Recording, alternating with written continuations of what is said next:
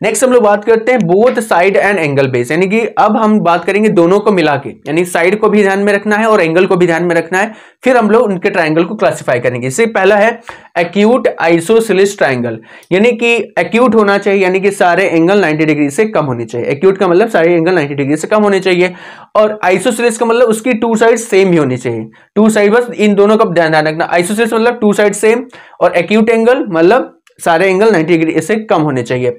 Acute angle isosceles triangle. अच्छा, isosceles जब नाम आता है तो एक और चीज आती है, अगर टू साइड सेम होंगी तो टू एंगल्स भी सेम होने चाहिए। ठीक है, भले वो 90 डिग्री से कम हो लेकिन वो सेम होने चाहिए, भले वो 90 डिग्री से कम, क्योंकि एक्यूट है ना तो 90 डिग्री से कम होंगे, तो भले 90 डिग्री से कम लेकिन वो सेम होने चाहिए। मैं एग्जांपल लेगा तो पहली चीज क्या होगी, आइसोसेलेस से मतलब टू इक्वल साइड।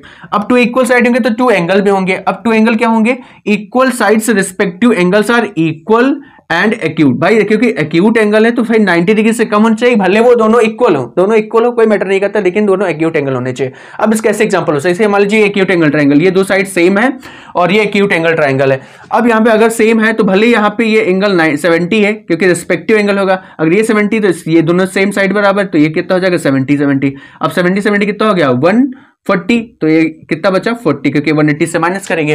अब देखो दोनों आइसोसेलेस है, दोनों साइड सेम है, दोनों एंगल सेम है, और तीनों के तीनों एंगल क्या है 90 डिग्री से कम है, तो ये बिल्कुल वेरीफाई करता है कि एक्यूट एंगल भी है और आइसोसेलेस है, तो दोनों को मिला के क्या बन गया।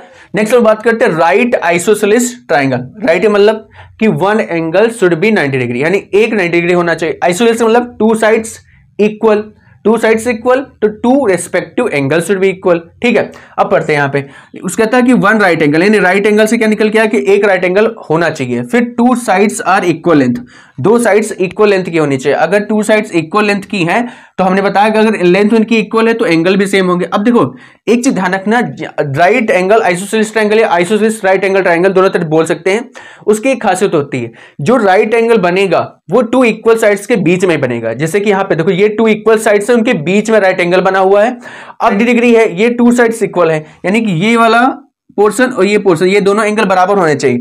अब देखो 90 हमने यहाँ पे यूज कर लिया, बाकी कितना बचा 90, तो वो दो हिस्सों में बढ़ जाएगा, कितना 45। तो राइट एंगल आइसोसेलेस ट्रायंगल जब भी आए तो सेम फिगर होता है, उसमें कोई चेंजेस नहीं होंगे। अगर एक 90 बना दिया तो बाकी के दोनों क्या होंगे 45 डिग्री के ही होंगे, ये बिल्कुल निश्चित है। ठीक, क्योंकि राइट एंगल हमेशा टू इक्वल साइड्स के बीच में ही बन सकता है, अदरवाइज वो नहीं बन सकता है। नेक्स्ट हम लोग बात करते हैं ऑब्ट्यूज आइसोसेलेस ट्रायंगल। भाई ऑब्ट्यूज मतलब कि one angle should be 90 plus, यानी एक एंगल 90 डिग्री से ज्यादा होना चाहिए। आइसोसेलेस मतलब two equal sides and two equal angle.